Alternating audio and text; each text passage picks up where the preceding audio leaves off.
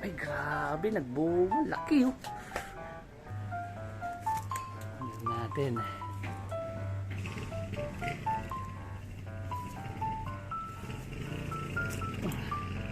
Dahil yung puno ng kalamansi natin nagbunga ng kamansi, ay gagataan natin to ngayong araw. Yan. Pero bago ang lahat panoorin muna natin si Red habang pinapaliguan. Yan. Kasi lalakarin pala natin ngayon yung SSS nitong si Red at saka yung PhilHealth. Yan, para maisama na natin sa mga beneficiaries natin. Habang wala pa tayong pasok. Yan. So maling araw nga pala yung napuntahan natin dito sa SSS kasi meron nga palang number coding. Webes ngayon, so pang Miyerkules tayo. Kaya umuwi na lang kaagad tayo at binalta natin tong mga kamansi na nabili natin. So mali nga pala yung nagawa natin dito kasi madakta to. So dapat pala nagpahid muna tayo ng mantika sa kamay para hindi dumikit yung mga dakta sa kamay natin kasi medyo mahirap tanggalin to kapag huhugasan mo lang basta-basta sa tubig. Bale itong kamansi nga pala kamag-anak to or malapit na kamag-anak to ng langka. Yan, so magkahawig sila pero hindi to ganong lumalaki. Yan, ganyan lang yung laki nito. At higit na mas masarap pa to kesa sa langka kapag igugulay ninyo. Mga kalimitan nga nagluluto nito mga Bicolano. At syempre dapat maanghang.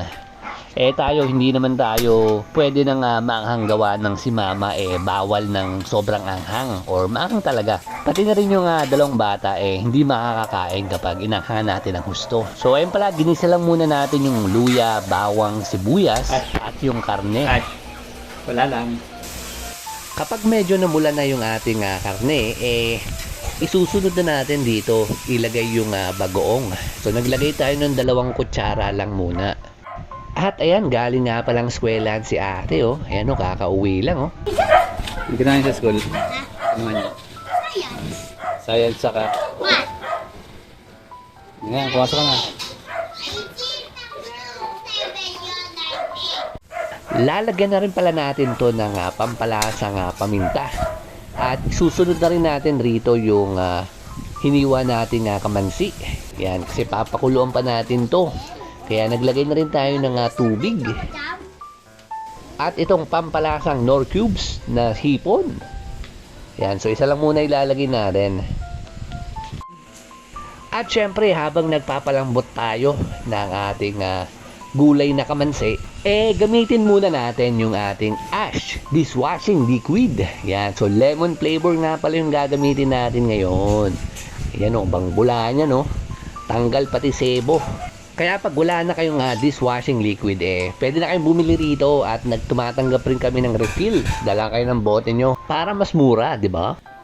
At ayan na, kumukulo na yung ating kamansi pero hindi pa yan sapat. Kaya maglalagay muna tayo rito ng 3 siling panigang. Yan, so halu-haluin muna natin kasi papakuluin pa natin to hanggang sa matuyo. Ayan, oh, tuyong-tuyo na yung ating kamansi. Kaya lalagay na natin rito yung kakang gata.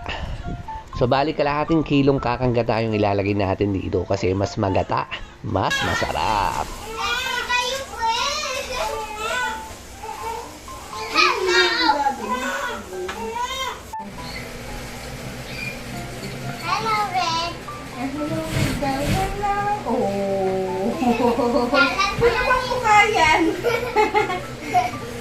So ayan at pwede na pala to.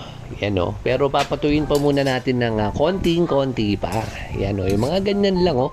Para nanunuot yung gata o. So yan, titikman na ni Icy yung niluto nating ginataang kamansi. Yan. So first time lang din yung kakain ito. Thank you for rushing. Ang sarap!